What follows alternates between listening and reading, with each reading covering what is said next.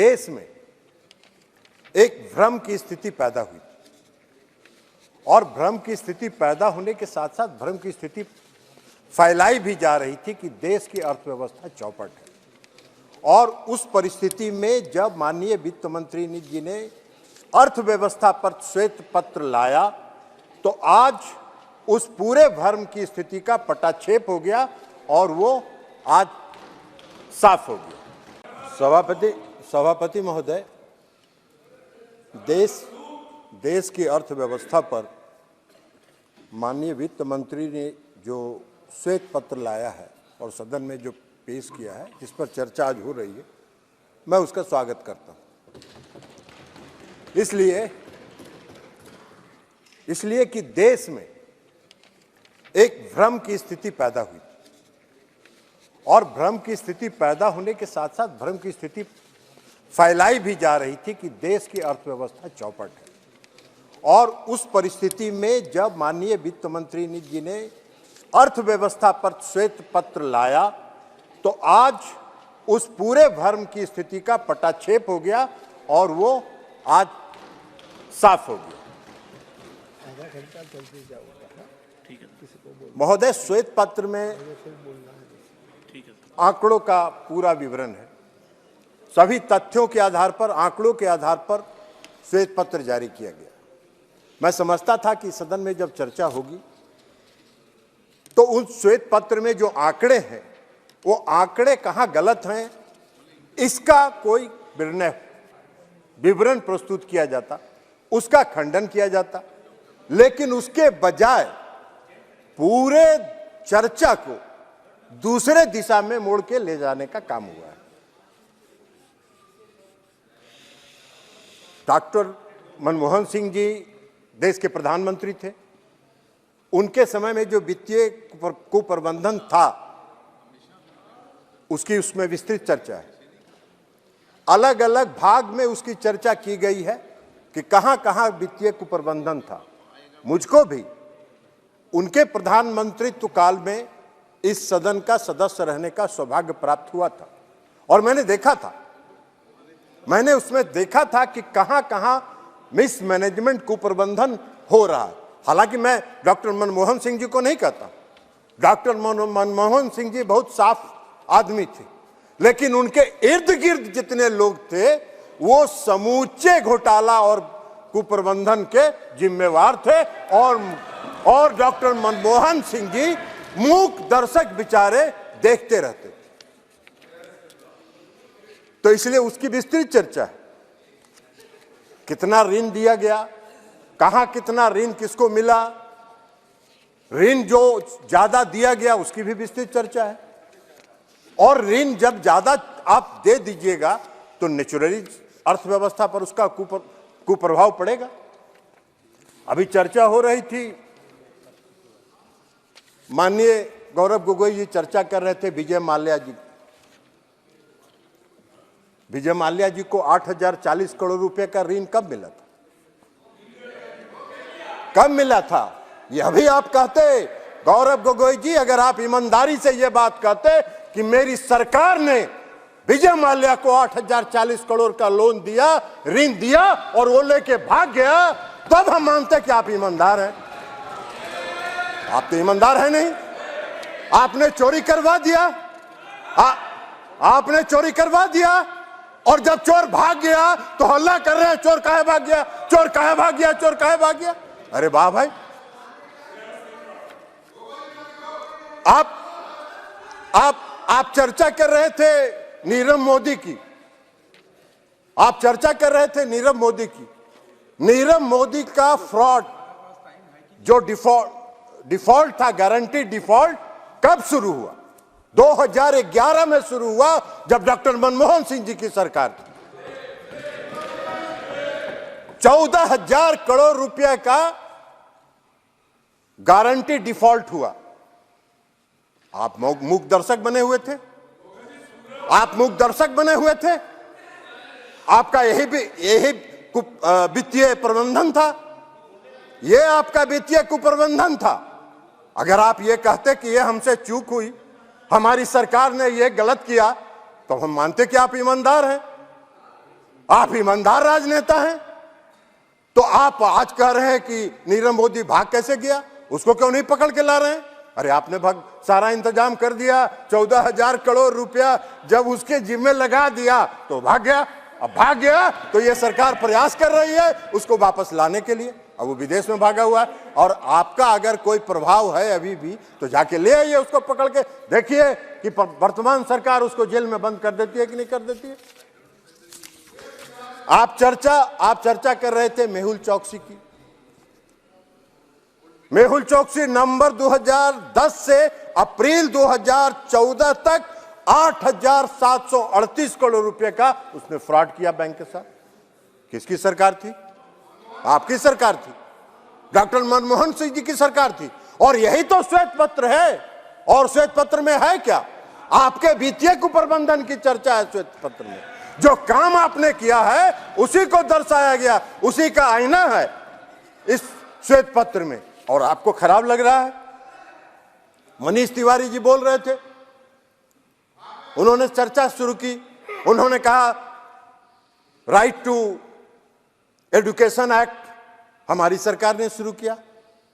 अरे इस देश में सर्व शिक्षा अभियान किसने शुरू किया था?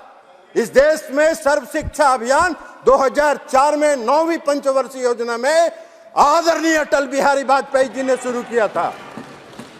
और उस समय राज्य और केंद्र की हिस्सेदारी 85% केंद्र की थी और 15% राज्य की हिस्सेदारी थी। आप वह 10वीं पंचवर्षीय योजना में भी लागू रहा, 11वीं पंचवर्षीय योजना में भी लागू रहा, लेकिन 2010 में उसको आपने खत्म कर दिया और उसको समाप्त कर दिया। और यही नहीं किया आपने। 2004 के बाद जब अटल जी ने शुरू किया था तो केंद्र की हिस्सेदारी थी, और जब आपने उसको खत्म किया तो सारा उसका लायबिलिटी राज्यों के माथे पर थोप दिया और जितनी बहाली आपने की थी सब स्टेट्स के माथे पर थोप देने का काम किया। और 2010 में आप एक नया कानून लेके आ गए, राइट टू एजुकेशन। वाह भाई, यही आपका प्रबंधन था, यही आपके जनहित के काम थे, यही आप जनहित के काम कर रहे थे। यह कौन सा तर्क हुआ?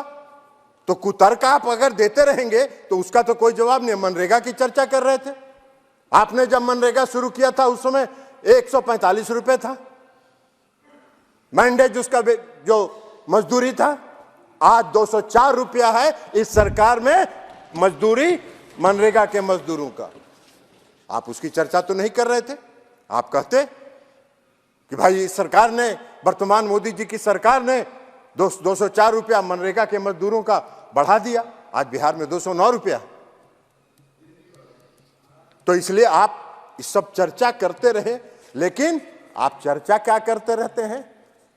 ये तथ्यों के आधार पर आपने कोई श्वेत पत्र का खंडन नहीं किया। आप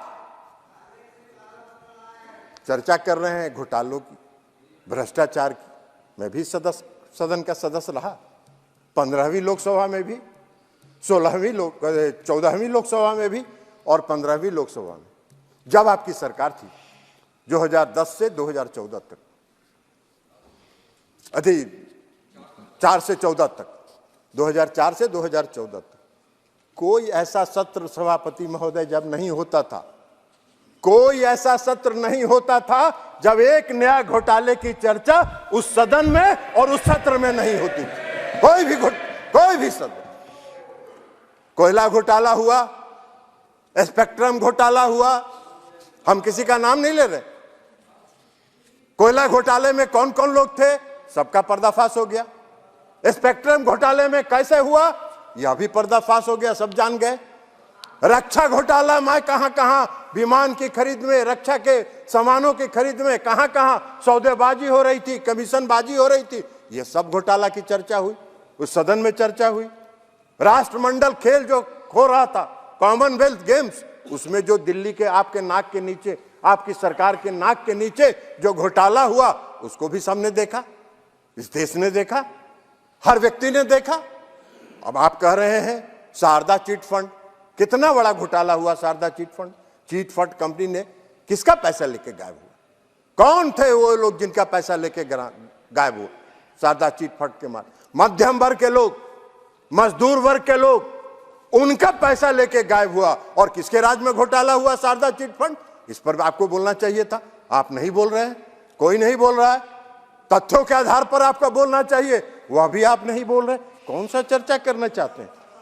और लेकिन हाँ, एक बात तो जरूर आपको कहना चाहिए था, आपको यह बात ईमानदारी से कहना चाहिए था, आप भी सदन के सदस्य हैं, कि 10 वर्षों में 2014 से 2019 तक मैं इस सदन का सदस्य नहीं था, लेकिन 2019 से हूं। आज तक कोई घोटाले की बात तो आप नहीं कर पाए, आज तक कोई घोटाले की चर्चा तो आप नहीं कर पाए। आप कोई घोटाला नहीं बहुत होता है तो घूम फिर के एक ही आदमी का नाम उजागर करते रहते हैं। अरे भाई, उनसे आपका कुछ व्यक्तिगत है मामला तो जाके बाहर में मिलजुल के सलट लीजिए, बात खत्म हो जाएगा, सलट लीजिएगा। आप यह क्यों संदेश उसको देना चाहते हैं कि मेरे पास आओ, मेरे पास आओ? तो इसलिए यह बात तो नहीं हुआ, आज तक कोई घोटाले की चर्चा नहीं हुई। आप स्याह पत्र लेके आए, हमने अखबारों में देखा।